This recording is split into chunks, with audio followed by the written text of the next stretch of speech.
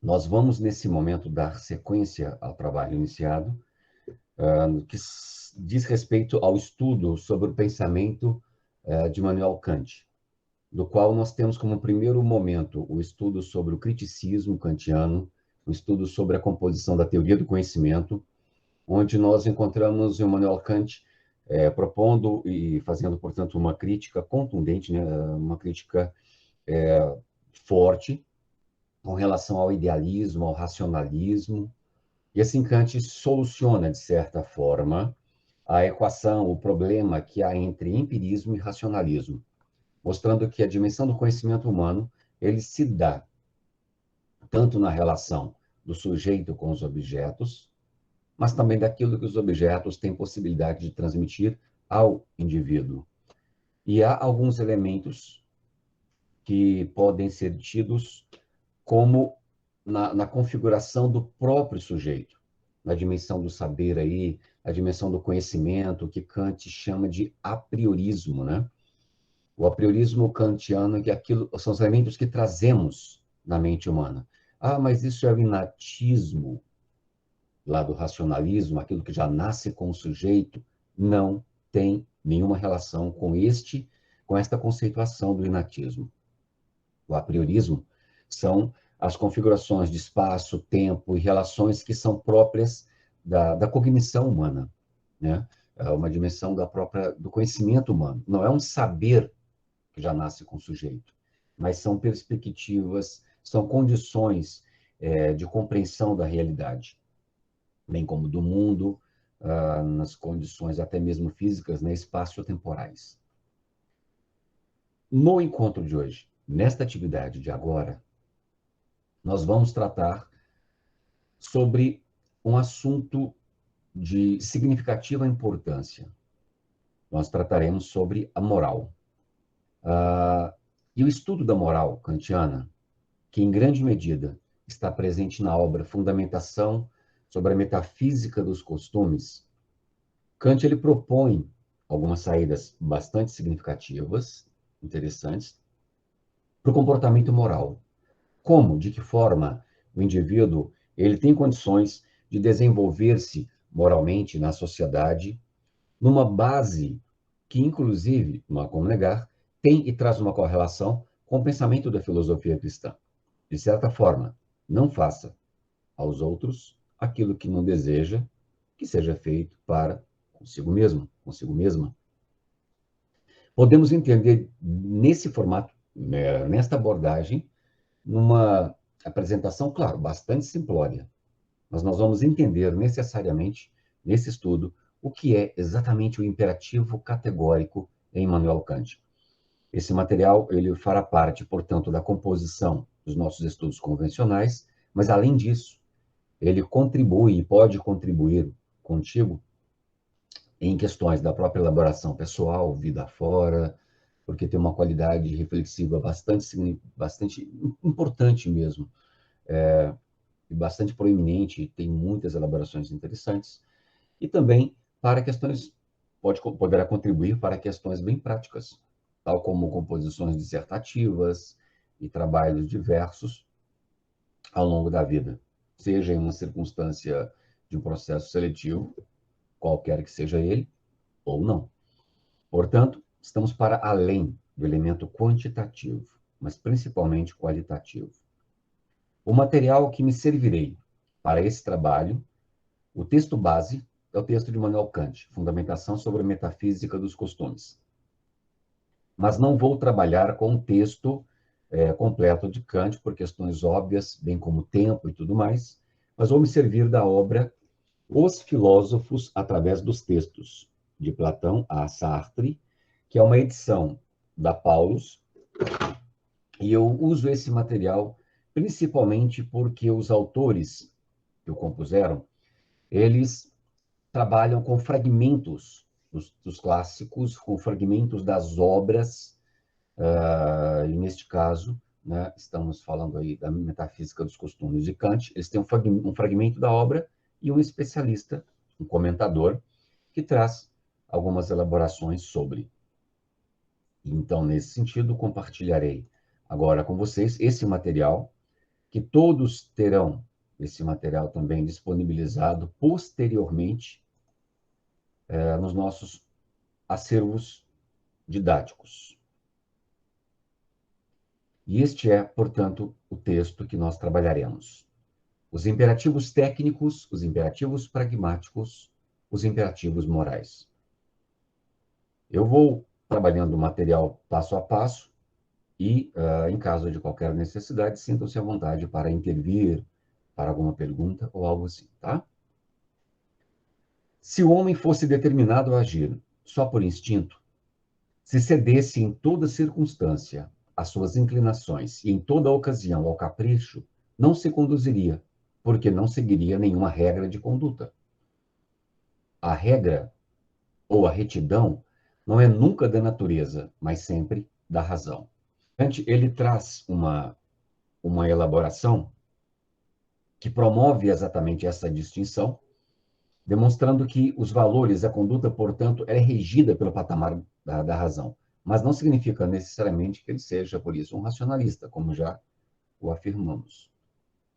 Mas se o homem não fosse um ser sensível, constantemente solicitado como tal, pelo gozo imediato do agradável, as regras de conduta não se dirigiam à sua vontade como uma obrigação. Um ser razoável que não tivesse sensibilidade não estaria, contudo, sem regras de conduta. Mas estas leis não obrigariam, não seriam imperativos. Então, eu sei como devo agir. Mas como a minha ação se dá? A minha ação, ela se dá em convergência com minha vontade? Ela se dá em convergência com a lei, com a regra, em desconexão com minha vontade? Como é e como se dá o meu agir? Essa é uma questão polêmica, né? Pensar a equalização, né, entre vontade e liberdade de ação, isso é um dilema para a própria humanidade enquanto comportamento moral. Mas caminhamos. O imperativo exprime, pois, que, embora fossem satisfeitas finalmente as inclinações, o bem objetivo se distingue do agradável. O que significa exatamente a palavra objetivo? Atenção a isso. Nós temos distinção de duas palavras, dois conceitos: objetivo e subjetivo. O objetivo é a ordem dada, o elemento concreto, aquilo que tem uma existência objetiva, que pode estar circunscrita pelas dimensões materiais, aquilo que é. Isso é uma realidade, é um dado objetivo. O elemento subjetivo é aquilo que é da ordem pessoal, aquilo que é da ordem da esfera íntima, né? O que eu penso sobre algo, o meu pensamento é algo objetivo. Perdão, é algo subjetivo. Mas, quando eu digo sobre o meu pensamento, quando vocês me ouvem, a minha fala, a apresentação do meu pensamento enquanto reflexão, ela se torna uma realidade objetiva. Tanto o é que pessoas podem ser processadas por aquilo que disseram. O pensamento, o posicionamento dela é subjetivo, mas quando ela diz, a fala em si, ela é uma realidade objetiva. Portanto, ganha concretude, ganha materialidade. Então, voltando aqui ao texto, o imperativo exprime, pois, que, embora fossem satisfeitas finalmente as inclinações, o bem objetivo, ou seja, aquilo que deve ser feito, o concreto, a ação concreta, se distingue do agradável, porque não o atingimos de outro modo, senão seguindo as regras pelas quais o obtemos, quaisquer que sejam a impaciência do desejo e a sedução do agradável imediato. Então, por vezes, eu assumo o que devo fazer não é necessariamente em conexão com a vontade, mas eu cumpro o bem objetivo. E para isso existem as sanções, as punições, a lei, para que as pessoas se adequem. E aqui nós temos no texto, no comentador ainda aqui, é claro, há duas espécies de imperativos. O que é obrigatório, deixa eu ampliar aqui um pouco mais, só um minuto, por favor. Pronto. O que é obrigatório e aqueles que não são. O primeiro, ou seja, o que é obrigatório, que é único porque é absoluto, ele é categórico. Portanto, é aquilo que é e não abre margem para outra possibilidade. Ele é categórico, já que comanda, sem nenhuma consideração pelo interesse do sujeito a quem se dirige, mas não sem motivo, posto que tem sua fonte apenas na razão, que é o que há no homem de verdadeiramente humano. E aqui a razão é importante que entendamos, em Kant, não é meramente a condição racional, mas é o desenvolvimento desta potencialidade, desta condição humana, na sua correlação com os outros em sociedade. Basicamente, em Kant, nós temos a razão como condição e execução.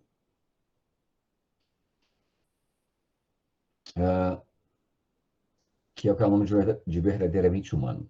A abnegação dos interesses, em que consiste a moralidade, é a expressão mais pura de si. O imperativo moral, longe de ser um comando exterior, cego e sem motivo, é, ao contrário, a expressão mesma da legitimidade, porque só emana do que reconheço como o meu mais autêntico eu. Então, na dimensão do imperativo moral, o imperativo categórico, o indivíduo ele age na profunda compreensão daquilo que faz. Por vezes, por exemplo, eu posso estar cansado e não estou disposto a fazer uma caminhada, mas eu paro o veículo distante da entrada de um determinado departamento de uma loja, porque eu sei que eu não devo, não é que eu não posso. Poder nós podemos. Eu sei que eu não devo parar nas vagas que são destinadas a pessoas com dificuldade de mobilidade, a pessoas já com que se compõe aí a uma idade mais avançada, né? Enfim, essas vagas são destinadas aos indivíduos. Portanto, eu sinto em mim, nossa, mas seria tão bom parar aqui, seria muito mais cômodo. Mas, se eu faço por compreensão profunda do direito adquirido em respeito ao outro, eu estou agindo numa liberdade. Não significa necessariamente que aquilo seja o meu desejo. Meu desejo era a conveniência, né? Parar bem próximo da entrada, mas eu paro a uma distância significativa, faço uma caminhada, o veículo fica ao sol. Por quê? Em respeito aos indivíduos. Aí nós temos a ação kantiana nesta moral, portanto, regida pelo imperativo categórico. Continuemos. Os segundos imperativos seriam hipotéticos. Não porque deixariam à vontade de cada um a escolha dos meios próprios para atingir o fim, mas porque o fim, dado que é inspirado pelas inclinações e interesses do sujeito, pode ou não ser posto. Voltemos ao mesmo exemplo. Eu olho e verifico que há uma vaga disponível bem próxima à entrada desta grande loja de departamentos lá. Aquela vaga, no entanto, tem um desenho, né, pintado no chão, de uma cadeira com rodinhas do lado. Eu olho para aquilo e eu sei o que aquilo significa. Mas eu falo, poxa, mas são apenas, vão ser só 5 minutinhos, é tão rápido que eu vou fazer. Eu olho para a direita, olho para a esquerda, já estou sondando se não há ninguém que poderia reprimir o meu comportamento, né? Me deixar constrangido frente à minha ação. Eu verifico que ninguém me vê, ninguém me olha, não há nenhum guarda, nenhuma fiscalização, não há possibilidade de uma punição, de uma multa. E não sendo observado, eu paro naquela vaga, usando ainda elementos para amortizar, né, amortecer aí na minha consciência uma sensação desagradável. Não, mas são só 5 minutinhos. É coisa rápida. E não vai parecer nenhum cadeirante, não. Já estou até prevendo, né, as circunstâncias futuras em função da minha ação. Pois bem, eu não cumpri porque segui o que eu desejava. Mudemos um pouco ainda a configuração deste exemplo. Suponhamos que exista alguém fiscalizando as condições de estacionamento e das vagas disponíveis, né? Eu percebo que aquela pessoa observa a minha ação. E eu percebo que eu serei reprimido caso eu ali pare. Eu falo, não, bom, então eu vou parar em outro lugar. E escolho, por necessidade, parar naquela distância já citada. Veja bem, o meu comportamento, voltando aqui ao texto, o meu comportamento, a minha ação, ela atende. Eu estou só localizando aqui novamente a palavra que trabalhei com vocês. O meu comportamento, a minha ação, ela atende a uma necessidade objetiva de seguir a lei, a ordem, a regra? Sim, ela atende a uma necessidade objetiva, concreta. Eu fiz o que deveria ser feito. Mas veja que o motivo da minha ação não é o bem moral. O motivo da minha ação é que eu não, a fim de que eu não me dê mal, a fim de que eu tenha uma solução, um desfecho mais agradável, um desfecho que não seja, portanto, constrangedor à minha condição, à minha pessoalidade. Então, o interesse da ação era o meu eu, tal como nós aqui vemos no comentador. O motivo desta ação é, ao contrário, a expressão mesma da não é a expressão mesma, perdão, da legitimidade, porque só emana do que conheço como meu mais autêntico eu. Aqui, claro, não, desculpa, aqui nós falávamos, né, do imperativo categórico, quando emana do meu mais autêntico eu, em consonância, em sentido com o que deve ser.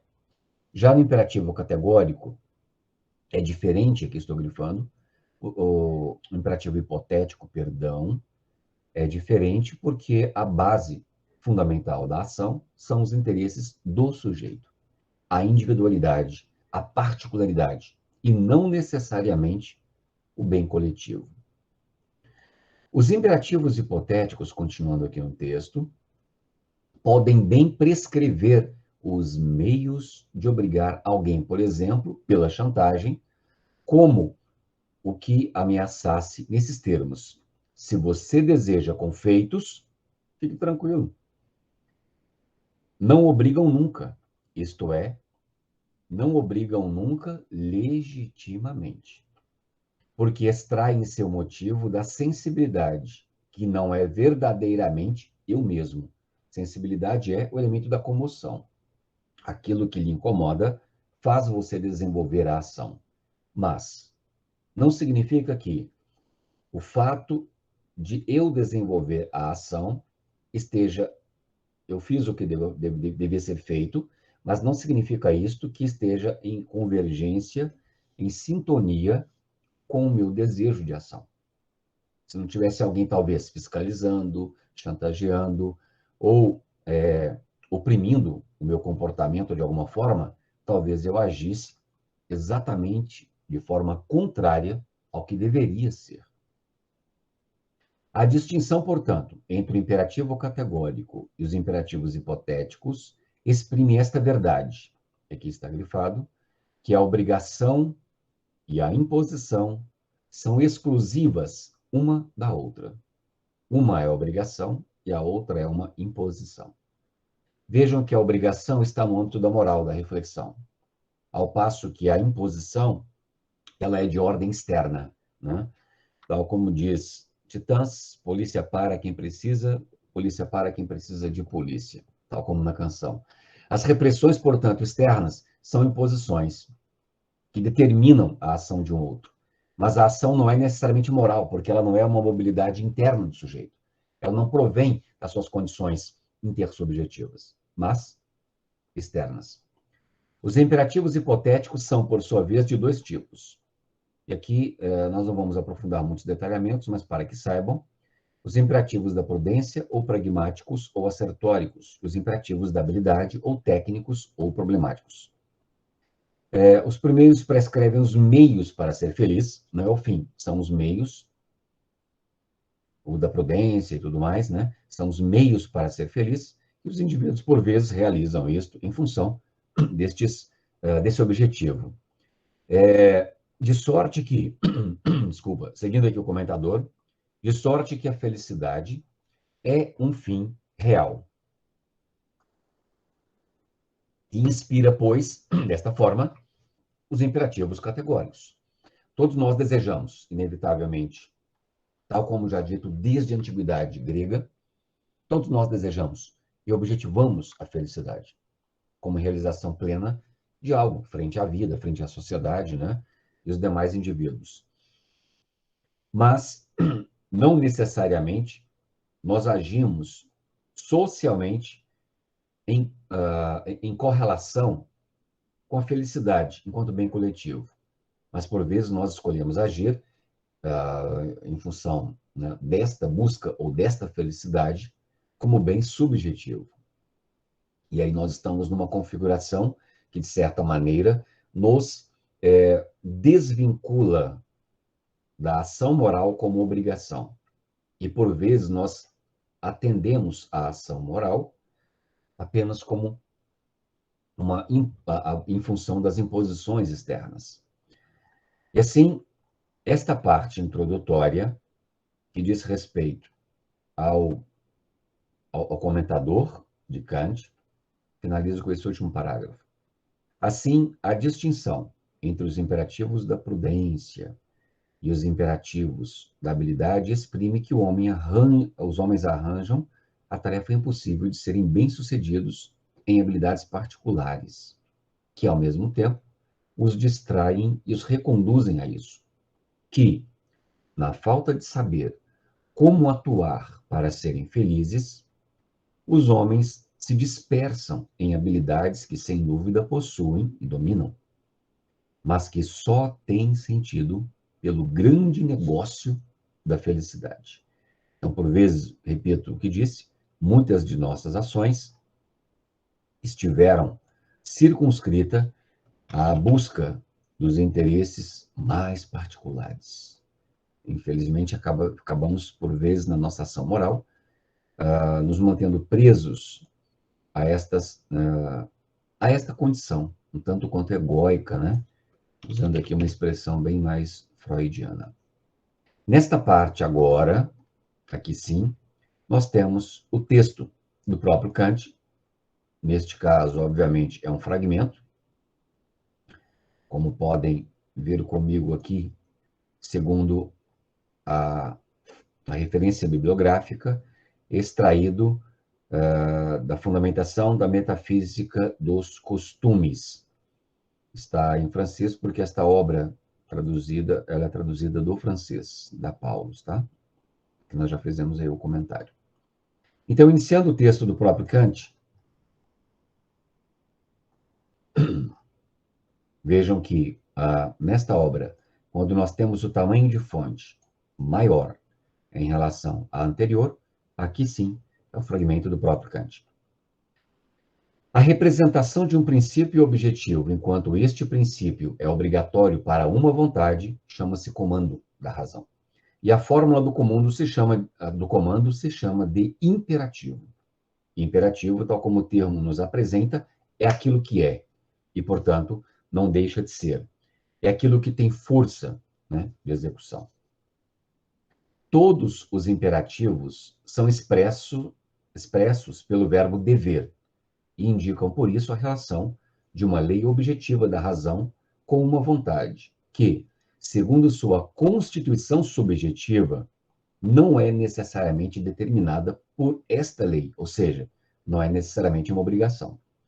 Por vezes, claro, a lei ela é um dever, é aquilo que eu devo seguir, mas não é para mim, em profundidade, o meu eu profundo, não é exatamente uma obrigação.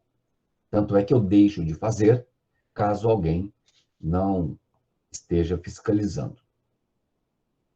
Dizem que seria bom fazer tal coisa ou abster-se dela, mas dizem-no a uma vontade que não faz sempre uma coisa, porque é-lhe representado que ela é boa para fazer. Ora, isto é praticamente bom. Determina a vontade por meio das representações da razão. Em consequência, não em virtude de causas subjetivas, mas objetivamente. Aquilo que já falamos. O indivíduo, por vezes, ele cumpre o dever. Ele cumpre o que deve ser, tudo bem, mas não necessariamente por uma escolha pessoal dele. Mas ele cumpre o dever para que ele não seja multado, para que ele não sofra alguma reprimenda ou algo parecido. Isto é, em virtude de princípios que são válidos para todo ser racional enquanto tal. Esse bem prático é distinto do agradável. Quando eu faço algo por dever, e no meu dever não tem nenhuma relação com a minha compreensão profunda, por um trabalho que faço mentalmente e escolho aquela ação, eu faço por vezes e a sensação que tenho, ela é desagradável. Então, isso é distinto do agradável. Isto é, do que tem influência sobre a vontade unicamente por meio da sensação, em virtude de causas puramente subjetivas, válidas somente para a sensibilidade de tal ou tal, e não como princípio da razão, que aí Kant finaliza. O princípio da razão, este sim, este é universal, pois ele é válido para todo mundo. Mas já disse em momentos anteriores aí, nesse estudo e reflexão de hoje, e volto a dizer, o processo da razão em Kant não o entendam como algo dominatismo ou meramente numa regência que a razão aplica para dominar os sentidos e sensações, tal como vimos em Platão. Não, não tem essa finalidade. A razão é o elemento da reflexão profunda do indivíduo, que é a busca da mediação, né? Da conexão do eu, ou seja, do elemento subjetivo, com o elemento objetivo do humano, que é a ordem social, a cultura, as relações. Então, o indivíduo ele sai da sua esfera intersubjetiva, pelo elemento da razão, e se constitui num patamar de humanidade, que é a experiência de uma vida coletiva, que é a experiência, obviamente, da vivência social. E aqui afirma-nos Kant, uma vontade perfeitamente boa estaria, pois, inteiramente sob o império de leis objetivas, leis do bem, mas não poderia, por isso, ser representada como obrigada a ações conforme a lei, porque por ela mesma, segundo a sua constituição subjetiva, só pode ser determinada pela representação do bem, ou seja, uma vontade perfeitamente boa. O fato é, claro, essa como se fosse alguém agindo com uma compreensão divinal da existência, né? Absoluta, perfeitamente boa. Isso aqui é um dado hipotético. Kant está lançando um exemplo, pelo fato de que não existe uma vontade perfeitamente boa. Se ela existisse, a sua ação não seria divergente em nenhum ponto. Portanto, ela é perfeitamente boa, a ação é perfeitamente moral. A ação seria perfeitamente e moralmente válida frente à sociedade. Sempre não teria alteração. Mas justamente porque não existe uma vontade perfeitamente boa, aqui Kant promove a nossa reflexão. Ou seja, esta reflexão pela qual estamos perseguindo. Eis porque não há imperativo válido para a vontade divina. E, em geral, para uma vontade santa, né? Por que não há? Porque ali não há necessidade. A vontade, o comportamento, a ação, tudo estaria já em sincronia. Não haveria, portanto, nada a ser alterado ou mudado. mas pelo fato de que não somos uma vontade santa, uma vontade divina, nós não somos isso. É exatamente por essas questões que a reflexão se delineia.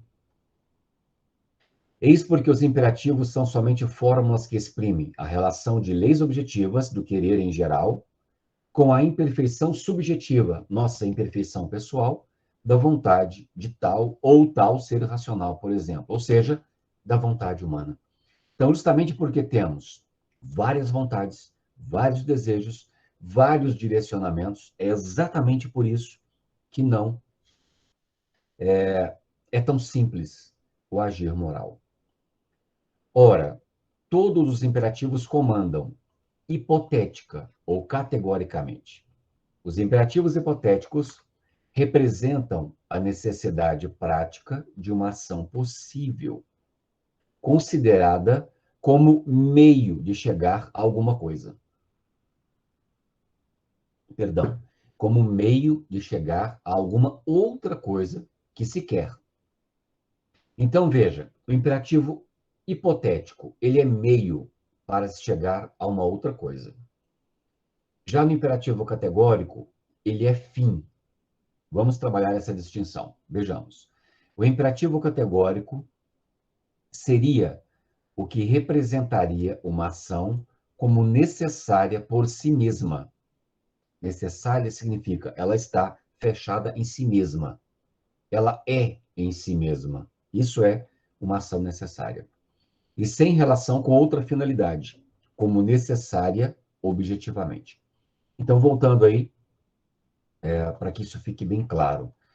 O imperativo hipotético, diz Kant, ele é uma necessidade prática, ok. Ele atende ao que deve ser. Mas ele é meio, porque a pessoa, na verdade, ela quer atingir a outro fim. Voltando ao exemplo da vaga do veículo e a disponibilidade de vaga lá para o cadeirante. Eu cumpro o que deve ser, eu não paro na vaga do cadeirante.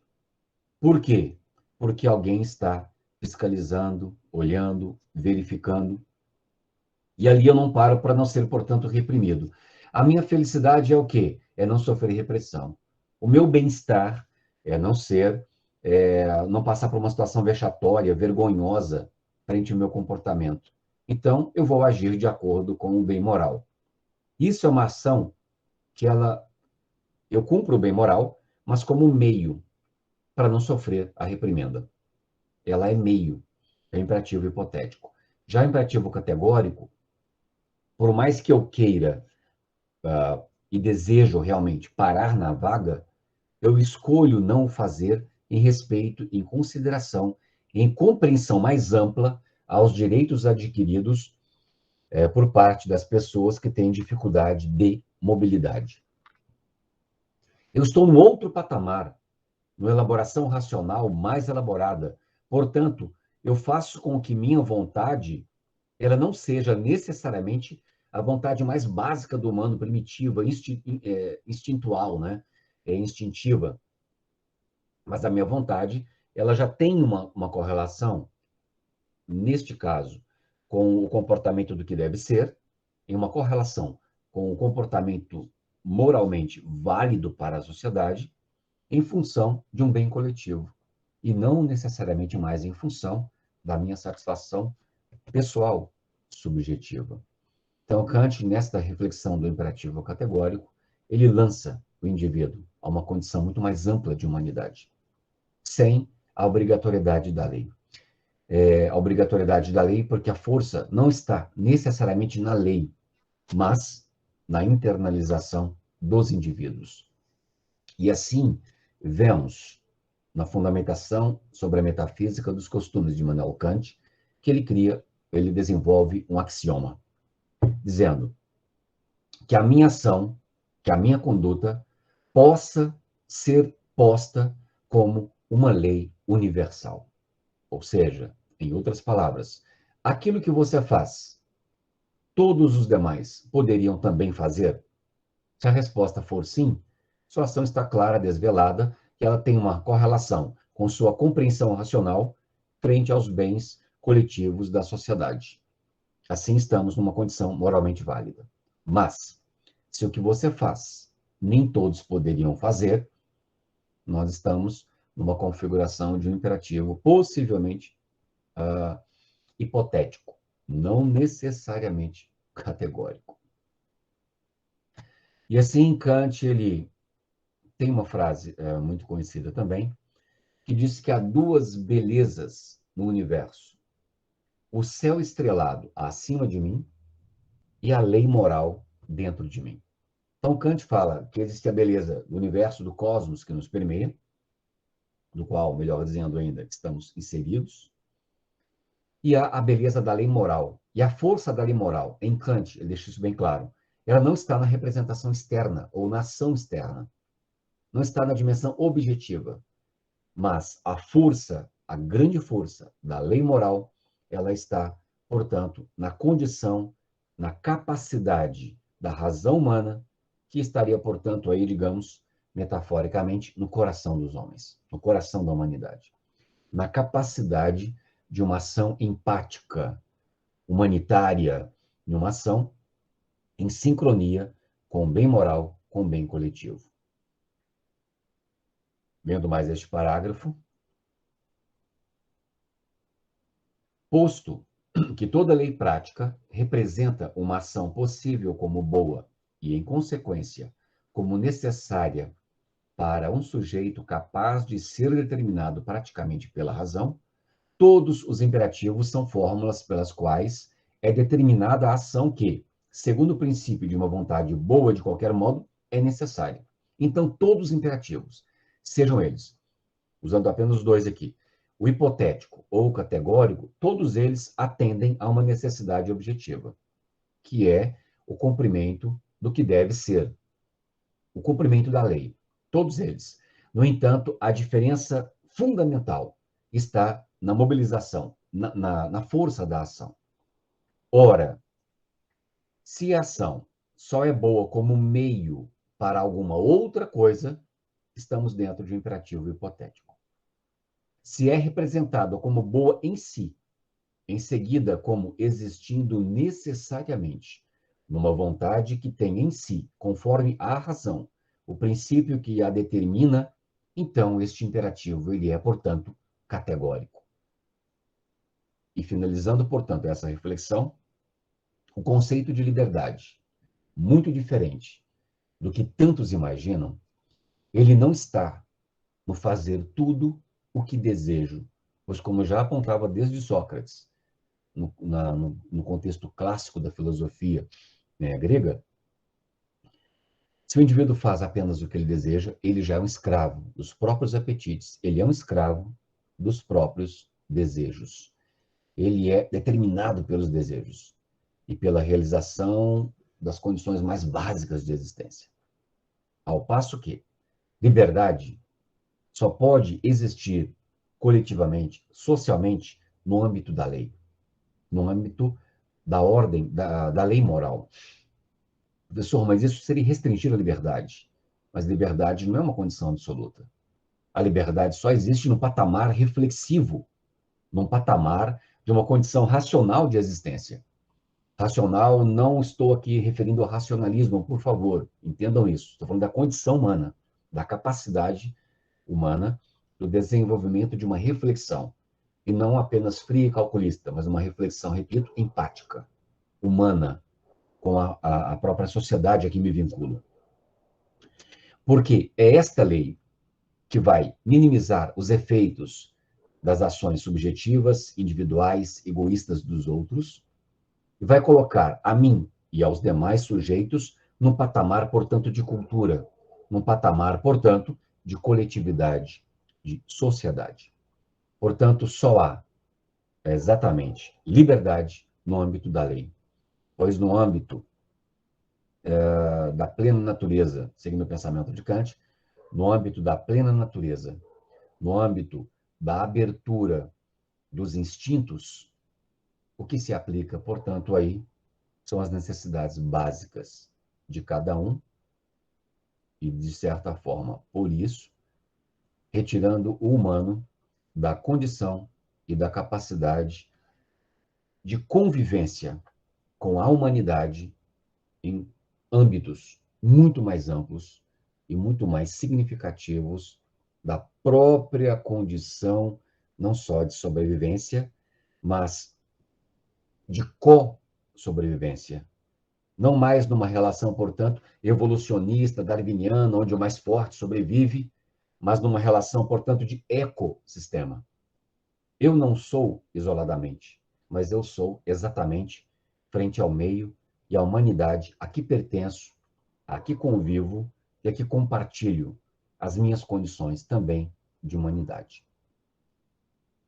Fiquemos por aqui nas reflexões, portanto, do pensamento de Immanuel Kant, nas distinções do imperativo hipotético e imperativo categórico. Lembrando, o imperativo hipotético, ele é percebido como meio para se atingir um outro fim, enquanto que o imperativo categórico, ele é uma ação necessária. Ela tem, portanto, a conduta do indivíduo está fechada em si, em função de um elemento mais amplo da coletividade. Obrigado, pessoal, e continuamos, portanto, assim, os nossos estudos. Bom dia.